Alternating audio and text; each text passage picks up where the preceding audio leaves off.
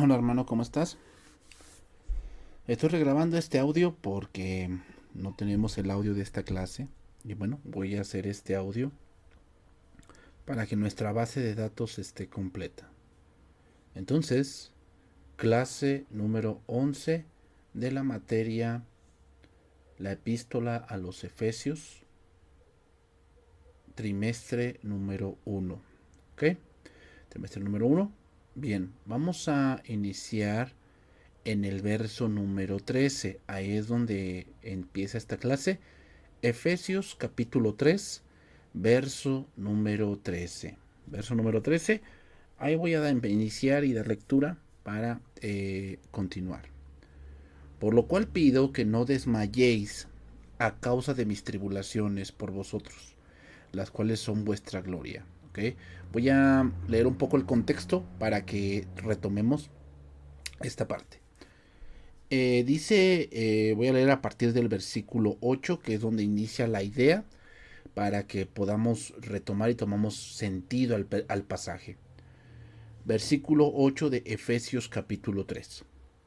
A mí, que soy menos que el más pequeño de todos los santos, me fue dada esta gracia de anunciar entre los gentiles el evangelio de las inescrutables riquezas de Cristo, y de aclarar a todos cuál sea la dispensación del misterio escondido desde los siglos en Dios, que creó todas las cosas, para que la multiforme sabiduría de Dios sea ahora dada a conocer por medio de la Iglesia a los principados y potestades en los lugares celestiales, conforme al propósito eterno que hizo en Cristo Jesús nuestro Señor, en quien tenemos seguridad y acceso con confianza por medio de la fe en Él, por el cual pido que no desmayéis a causa de mis tribulaciones por vosotros, las cuales son vuestra gloria.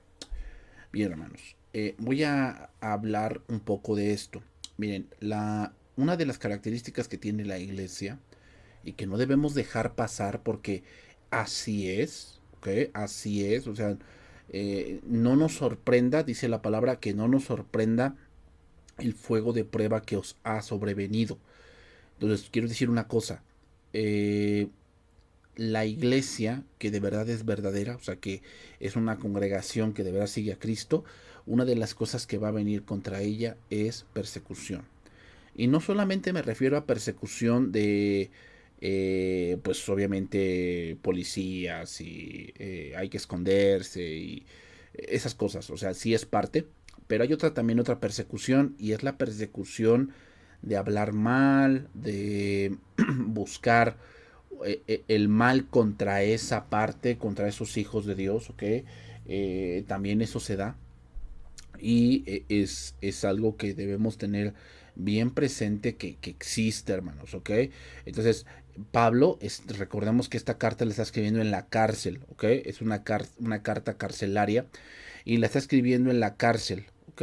Y entonces, hermanos, pues él está pasando por diferentes tribulaciones y muchas veces la gente piensa que el porque nos está yendo en apariencia mal, y digo en apariencia, hermanos, porque el hecho de que la iglesia sea perseguida no quiere decir que Dios no esté con nosotros, ¿ok? O sea, ese es otro concepto que la gente tiene y que está mal fundado, ¿eh? Porque la gente piensa que si Dios está contigo, pues nada te debe de pasar. Es que la Biblia dice que nada te tocará, ni nada te llegará y toda la cosa. A ver, sí, pero ese texto se dice en el contexto de los pueblos que están alrededor de Israel. Y lo mismo pasa contigo y conmigo, o sea, con la iglesia. O sea, estamos rodeados de gente que no cree, pero si no es la voluntad de Dios, nada te va a tocar, o sea, no puedes, no, Dios no va a permitir que simplemente la gente en su oscuridad y en secreto planee cosas y que pues él las lleven a cabo simplemente porque la iglesia es como otra organización. No, hermanos, no. Pero sin duda a veces Dios lo permite y lo permite por diferentes situaciones, ¿ok? Entonces aquí tribulación tiene que ver con presión, tiene que ver con estrechez, con angustia, con aflicción, con tener algo que nos está causando un poco de dolor, pero no nos está quitando la esperanza, hermanos. ¿Ok? Pablo estaba sufriendo por causa del evangelio y termina alentando a la iglesia y dándoles una palabra de aliento. Entonces, eh, Filipenses capítulo 1, verso 12 dice: quiero que sepáis, hermanos, que las cosas que me han sucedido han redundado más bien para el progreso del evangelio. O sea, Pablo lo que está diciendo es que para él es un honor glorioso padecer por el nombre de Cristo. Es decir, hermanos, lo que para el, lo que para el ser humano con mente caída, o sea, con mente terrenal, parece algo que no debería ocurrirle y parece algo que él no debería vivir, Dios lo utiliza para el progreso del evangelio. Y como se los dije, una de las cosas que sucedió cuando Pablo fue encarcelado es que ahí se le dio tiempo para escribir cartas. ¿Por qué? Porque no era perseguido, porque estaba en un lugar pues seguro, seguro, hermanos. O sea, sí era la cárcel, ok, no era el mejor lugar que digamos, pero era un lugar donde él no tenía que preocuparse por andarse moviendo, ok. Entonces, ¿cuál es el motivo de la oración de Pablo? Vemos que no es porque tenga bienes materiales, sino las riquezas espirituales, las cuales han sido dadas por medio de Cristo. Aquí, esta segunda oración, la cual es también por bendiciones espirituales, pero ya no solo que las conozcan, sino que también las vivan. ¿Ok, hermanos? Entonces, eh, Pablo está diciendo que muchas de las tribulaciones que Dios nos permite vivir son para la gloria de Dios, y eso es lo que más se debe buscar, hermanos. O sea lo que estemos viviendo, debemos buscar que todo sea para la gloria de Dios. ¿Okay? O sea que eso que estamos viviendo, eso que Dios está permitiendo en nuestras vidas, eso, hermanos, debe ser para la honra de Dios y para su gloria.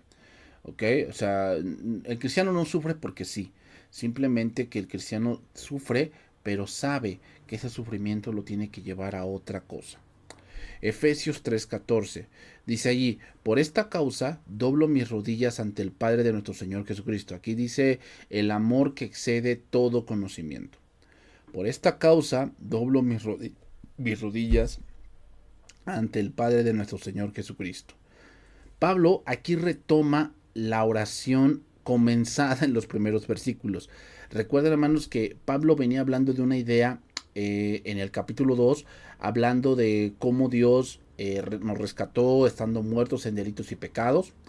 Y después dice que de los dos pueblos hizo uno, y de repente como que abre un paréntesis del capítulo 3, versículo 1 al versículo 13. Como que abre un paréntesis hablando de todo lo que Dios ha otorgado a la iglesia a través de Cristo para todos los que han creído. Habla de todas esas riquezas. Entonces, en este versículo 14, Pablo retoma la idea del capítulo 2.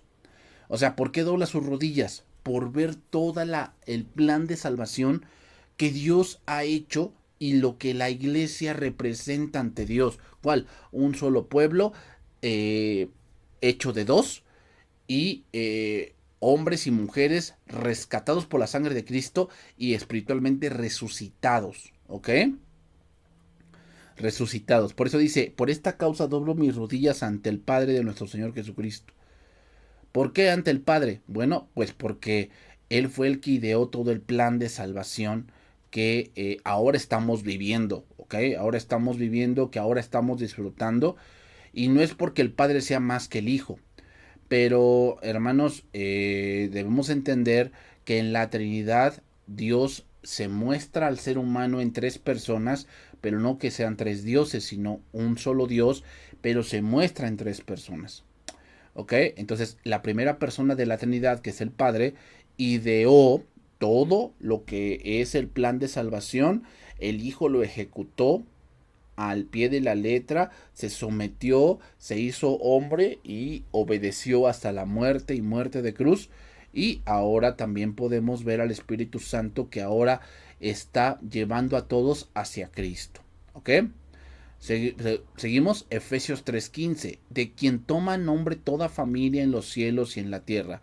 Aquí no habla en un sentido ecuménico, hermanos. En este caso se refiere que todos los que hemos creído en el Señor tenemos un mismo Padre y por lo tanto somos una familia. O sea, la iglesia está conformada pues de muchas personas con diferente nacionalidad, hablando terrenalmente, ¿ok?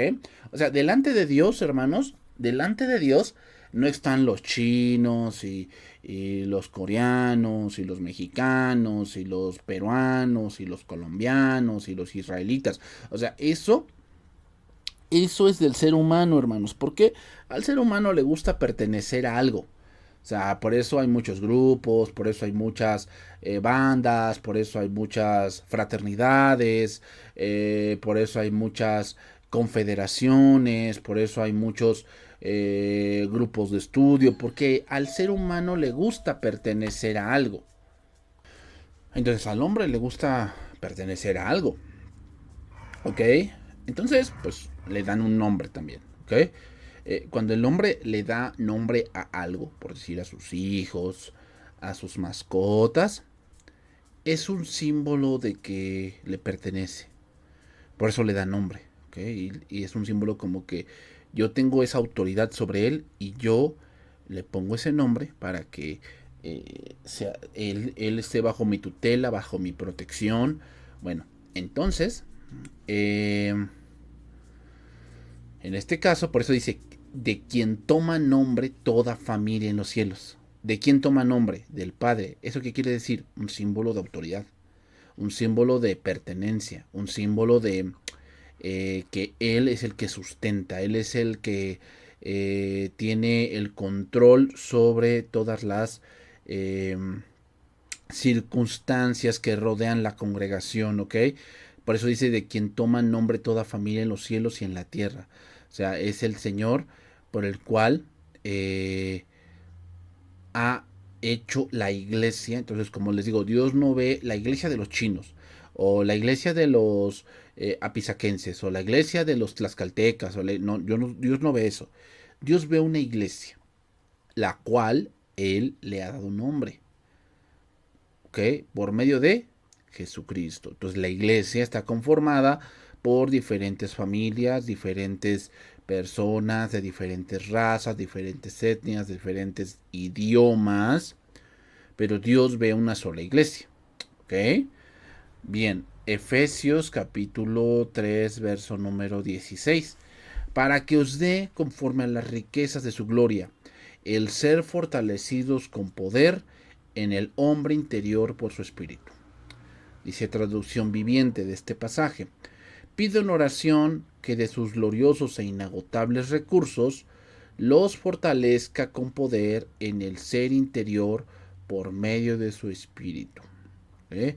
Aquí vemos la petición del apóstol que ahora que ya conocen las bendiciones espirituales, que sean aplicados en sus vidas para su progreso espiritual y para que se les dé conforme a las riquezas de la... Entonces, conociendo que las riquezas de su gloria son inagotables, les conceda el ser fortalecidos con poder en el hombre interior y los está llevando a la aplicación del conocimiento que ya tienen, hermanos. Aquí la palabra fortalecidos viene de una palabra griega katrairo, que significa fortalecer o aumentar en vigor. ¿A qué vigor se refiere? Al vigor espiritual. Es decir, la iglesia, hermanos, la iglesia, su poder radica no en el número, ¿ok? O sea, puede ser una iglesia pequeña y de ser muy fuerte. ¿En qué? No en el número, sino en el conocimiento de Dios. O sea, hay iglesias, o sea, hay congregaciones que son muy grandes, que tienen un número muy grande y tal vez económicamente sean muy fuertes, pero espiritualmente no lo son porque están llenas de rapacidad y están llenas de engaño, están llenas de odio, están llenas de amargura, están llenas de falsas doctrinas, o sea, espiritualmente son débiles. Y lamentablemente hoy se ha reducido tanto las riquezas espirituales que piensan que las riquezas espirituales de Dios es que tengas una mega casa. Pues no, no, hermanos. O sea, el hombre más rico que era Abraham vivía en tiendas. ¿Por qué? Porque él sabía que su herencia no era de este mundo, era espiritual. Entonces él lo sabía. Entonces, esto equivale a dejar que el Espíritu Santo obre en el creyente. Colosenses 1:11. Fortalecidos con todo poder, conforme a la potencia de su gloria, para toda paciencia y longanimidad. O sea, parte de las riquezas de Dios, hermanos, tienen que ver con el carácter cristiano y tienen que ver con la madurez de la iglesia. ¿Ok? O sea, una iglesia que es madura, una iglesia que está sometida a la voluntad de Dios, es una iglesia rica. Y lo podemos ver, hermanos, lo voy a citar, Apocalipsis capítulo 2, verso número eh, 8. Dice ahí, escribe al ángel de la iglesia en Esmirna, el primero y el postrero, y el que estuvo muerto y vivió, dice esto: yo conozco tus obras y tu tribulación y tu pobreza, pero tú eres rico. Eso lo está diciendo Cristo, ¿eh? No lo está diciendo el hombre, lo está diciendo Cristo. Nuevamente lo vuelvo a leer. Estoy en Apocalipsis capítulo 2, verso 9. Yo conozco tus obras y tu tribulación y tu pobreza, pero tú eres rico. Y la blasfemia de los que se dicen ser judíos y no lo son, sino sinagoga de Satanás. No temas en nada lo que vas a padecer. Aquí el diablo echará a alguno de vosotros en la cárcel para que seáis probados y tendréis tribulación por 10 días. Sé fiel hasta la muerte y yo te daré la corona de la vida. El que tiene oído, oiga lo que el Espíritu dice a las iglesias. El que venciere no sufrirá daño de la segunda muerte. Ok, entonces, hermanos, eh, físicamente la iglesia de Esmirna era pobre. Físicamente, o sea, hacia el mundo, a la vista de los ojos del mundo, Esmirna era pobre. Pero a la vista de los ojos de Dios, Esmirna era muy rica. ¿Por qué, hermanos? Porque las riquezas de Dios radican en que la iglesia, una iglesia que está creciendo en lo espiritual, una iglesia madura, una iglesia que está buscando constantemente la voluntad de Dios, es una iglesia rica, hermanos. ¿Por qué? Porque la Biblia dice que la ley es más precioso que el oro y la plata. O sea, hay congregaciones que sí son ricos materialmente hablando, y lo cual no es malo. Pero lamentablemente la gente se deja llevar que la iglesia es rica por la alfombra que tienen, que la iglesia es rica por el tipo de sillas que tienen, que la iglesia es rica por el tipo de inmueble que tienen. No, no. ¿Sabes quién pensó así? La Odisea, ¿no? Apocalipsis capítulo número 3, verso número 15. 3:15 de Apocalipsis. Yo conozco tus obras, que ni eres frío ni caliente. Ojalá fueses frío o caliente, pero por cuanto eres tibio y no frío ni caliente, te vomitaré de mi boca. Porque tú dices, o sea, fíjate, aquí no lo dice Cristo, lo dice la misma congregación, lo está diciendo de sí mismo, no Cristo. Yo soy rico y me he enriquecido y de ninguna cosa tengo necesidad, y no sabes que tú eres un desventurado, miserable, pobre, ciego y desnudo. O sea, esta iglesia espiritualmente era pobre.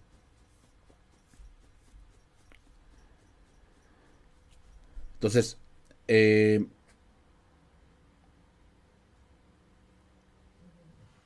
una iglesia que de verdad es rica no lo es por lo que tiene, o no lo es por lo que puede llegar a adquirir en su punto adquisitivo. O sea, si tiene mucha gente, pues es obvio que las entradas suben. Sí, es obvio, y gloria a Dios por si eso sucede. Pero no quiere decir por eso que de verdad esa congregación es rica. Esa congregación es rica a medida que atesoren la palabra, la crean y la obedezcan. Segunda Corintios 4:16. Por tanto, no desmayamos. Antes, aunque nuestro cuerpo exterior se va desgastando, el interior, no obstante, se renueva día en día. Día en día. Pablo quería que vivieran vidas que corresponden a esa riqueza espiritual, la cual las tienen en Cristo. El ser interior era una frase que los griegos extendían de tres formas. Número uno, cuando dice sean fortalecidos en el ser interior, era una frase que los griegos entendían en tres formas. Número uno, la inteligencia de una persona. O sea, ¿saben cuál es una verdadera riqueza espiritual, hermanos? Que tu mente sea renovada. Que tú ya no pienses como el mundo. Que tú tengas una mente más puesta en los cielos que puesta en lo terrenal. Esa es una riqueza espiritual que solamente Dios te puede dar. Número dos, la conciencia. Tener una conciencia fuerte, hermanos, te va a llevar muy lejos. ¿Por qué? Porque hoy en día muchos tienen una conciencia tan débil que, que los detiene. Una de las cosas, hermanos, es que muchas veces hay cristianos que no avanzan porque creen que no se lo merecen avanzar. Porque fallaron en alguna cosa, ¿no? Que pues eso es algo que sucede. Que fallamos, pues obviamente no tenemos a veces esa parte de que descuidamos la vida espiritual que tenemos y fallamos. Y como tienen una conciencia débil, casi casi ya quieren renunciar a todo por la conciencia débil que tienen. Y no, hermanos, o sea, Dios lo que quiere es que nosotros tengamos una conciencia fuerte. ¿En qué punto? ¿En que me valga? No, hermanos. O sea, no es de que, ay, pues sí, pequé, pues ya ni modo, ya, pues ya total, todos pecan. No, esa no es una conciencia fuerte. Es una conciencia cauterizada. Una conciencia fuerte tiene que ver, hermanos, con que las cosas que hacemos y las cosas que servimos a Dios no porque lo merezcamos. Vamos a la iglesia no porque lo merezcamos. Vamos a hacer ciertas cosas no porque lo merezcamos, hermano. No lo merecemos. Ciertamente que no. Pero, ¿pero qué? Es por Cristo. La conciencia se va a fortalecer a medida que veamos la obra de Cristo en nosotros. Entonces la conciencia va a entender que sí, somos cristianos y que muchas veces la conciencia te dice, ay, pero ¿por qué cantas a Dios y le dices que lo amas si ayer mentiste? O sea, eres un hipócrita. Y mucha gente se detiene a adorar a Dios porque tiene una conciencia débil. Necesitamos fortalecer la conciencia, pero no a base de frases motivadoras y cosas así. No, no, no. Sino fortalecer la conciencia en las verdades del Evangelio. Número 3, la voluntad. ¿Qué decimos con la voluntad? Hablamos del discernimiento. Esta es otra riqueza espiritual porque, hermanos, hoy en día la gente, el día de hoy, en esta sociedad, no tiene discernimiento. No discierne. Hasta el sentido común se les ha perdido. ¿Por qué? Porque la verdad son ignorantes queriendo ser sabios. Y eso es terrible. Cuando en la iglesia hay esos, ay, hermanos, es una iglesia que va al fracaso. Entonces, la madurez espiritual del creyente, por medio de vivir todo lo que Cristo nos ha dado, el fortalecimiento del ser interior viene cuando Cristo fija su palabra en nuestro corazón. 2 Corintios 4:7. Dice ahí, pero tenemos este tesoro en vasos de barro, para que la excelencia del poder sea de Dios y no de nosotros, que estamos atribulados en todo, mas no angustiados, en apuros, mas no desesperados, perseguidos, mas no desamparados, derribados, pero no destruidos, llevando en el cuerpo siempre por todas partes la muerte de Jesús, para que también la vida de Jesús se manifieste en nuestros cuerpos, porque nosotros que vivimos siempre estamos entregados a muerte por causa de Jesús, para que también la vida de Jesús se manifieste en nuestra carne mortal, de manera que la muerte actúe en nosotros y en vosotros la vida. Estas palabras son el resultado de alguien que de verdad en su ser interior se ha fortalecido. ¿Qué? ¿Cómo ve las cosas Pablo en este pasaje? 2 Corintios 4:7. O sea, ¿cómo ve las cosas? Y el título ahí que tiene es Viviendo por la Fe. O sea, vivir por la fe, hermanos, tiene que ver que nosotros ya vemos cosas que el mundo no ve. hermanos. O sea, no se refiere a que ya veamos marcianos. No, yo no me estoy refiriendo a eso. Me estoy refiriendo, hermanos, a que entendemos propósitos de Dios. A que nosotros no vemos la muerte como todo el mundo la ve, hermanos. Nosotros no vemos la enfermedad como todo el mundo la ve. Nosotros no vemos el matrimonio como todo el mundo lo ve. Nosotros no vemos las posesiones como todo el mundo lo ve. Nosotros no vemos el dinero como todo el mundo lo ve. No, hermanos. Porque vivimos por fe, no por vista. Por eso dice, estamos atribulados en todo, mas no angustiados. ¿Cómo ve la tribulación el mundo? Pues la tribulación la ve el mundo como, ay, me hicieron un trabajo. Ay, no, es que es una mala racha. Es que es mala suerte. Es que, ¿cómo se llama? De seguro el mal de ojo. Me están echando, tienen envidia de mí y por eso me está pasando esto. Así piensa el mundo.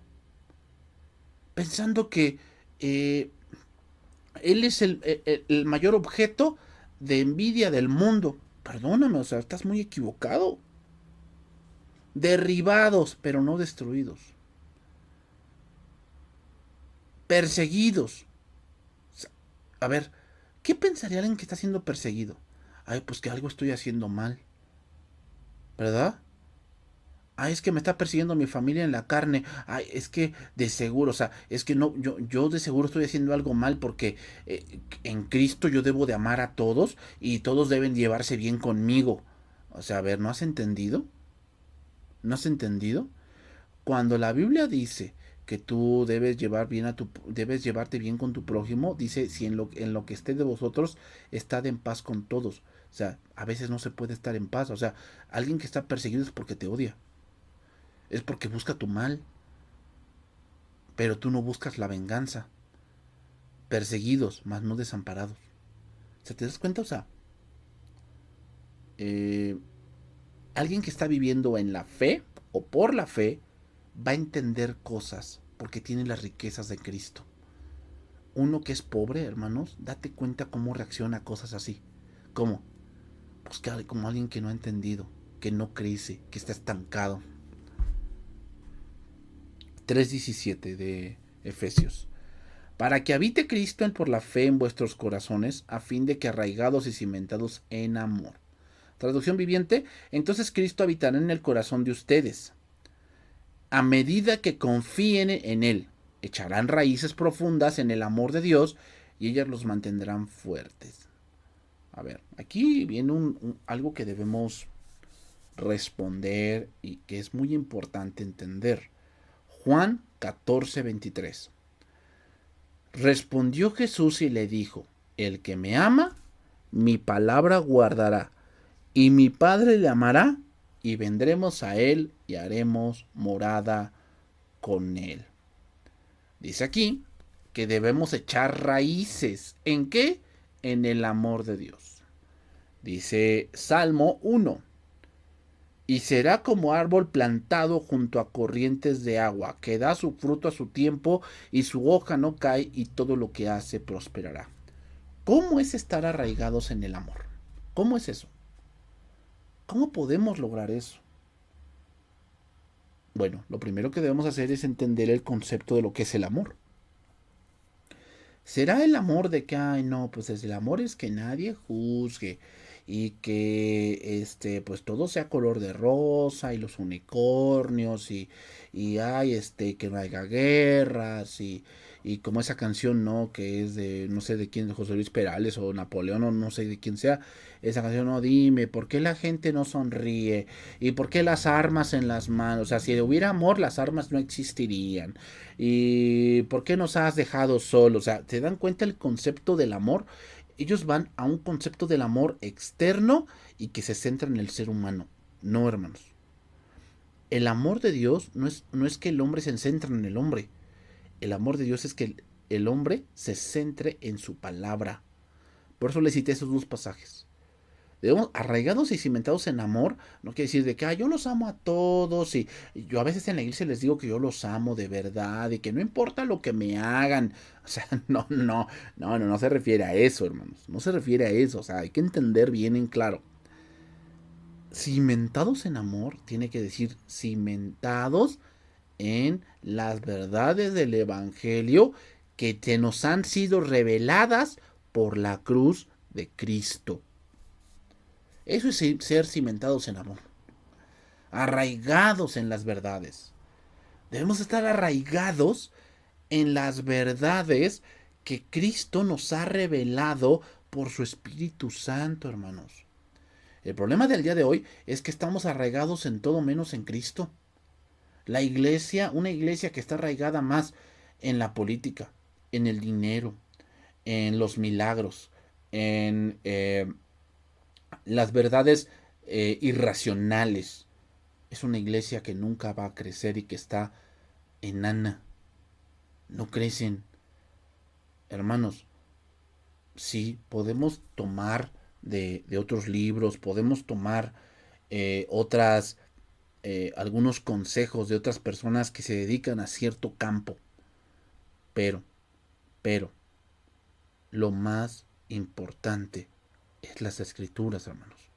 Eso es lo más importante. No podemos sustituir lo que Dios nos ha dicho por lo que un hombre dice. Eso es un completo error. Debemos estar cimentados y arraigados en las verdades del Evangelio. Y si la palabra de Dios dice de esa manera, no hay de otra. Así es. El problema es que con el conque de que queremos mejorar las cosas dentro de la iglesia, empezamos a tomar de otros lugares. Y es que yo pienso que el pensamiento de esta persona no está mal. Bueno, es que eso no lo puedes decir tú. Lo tiene que decir la palabra de Dios. Y si Dios respalda ese pensamiento, ok, está bien.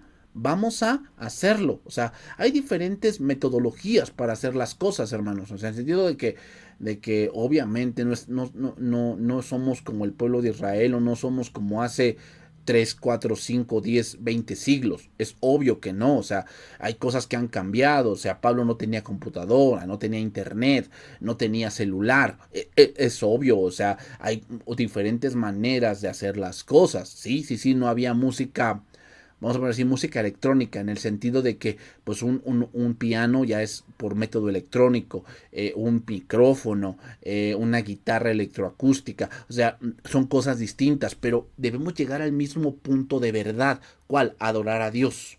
No podemos decir, bueno, vamos a adorar a Dios. Ay, pero yo pienso que, como dijo tal persona, que como el método de adorar a Dios está muy anticuado, hay que modernizarnos. ¿Dónde dice eso? ¿Dónde dice la palabra? Bueno, cuando ustedes vean conveniente, ustedes tienen que modernizarse. No hay ningún lugar en las escrituras donde veamos eso. Eso es algo del hombre y lo meten a la iglesia pensando que como una empresa se innova, ¿verdad? O sea, cada 5 o 10 años la empresa innova la imagen del logo, de alguna, no sé, alguna frase motivadora que tengan, la innovan. ¿Eso necesitará la iglesia? No, hermano, ¿sabe lo que necesitamos? No innovar, sino renovar la mente. Eso es lo que necesitamos. A fin de que el corazón de nosotros se arraigue en las verdades del Evangelio y estar cimentados en amor. Padre, te damos gracias por esta hora. Gracias por este estudio y gracias por enseñarnos. Queremos estar arraigados. La iglesia debe buscar eso, arraigarse en las verdades del Evangelio. ¿Y cómo se va a arraigar en las verdades del Evangelio?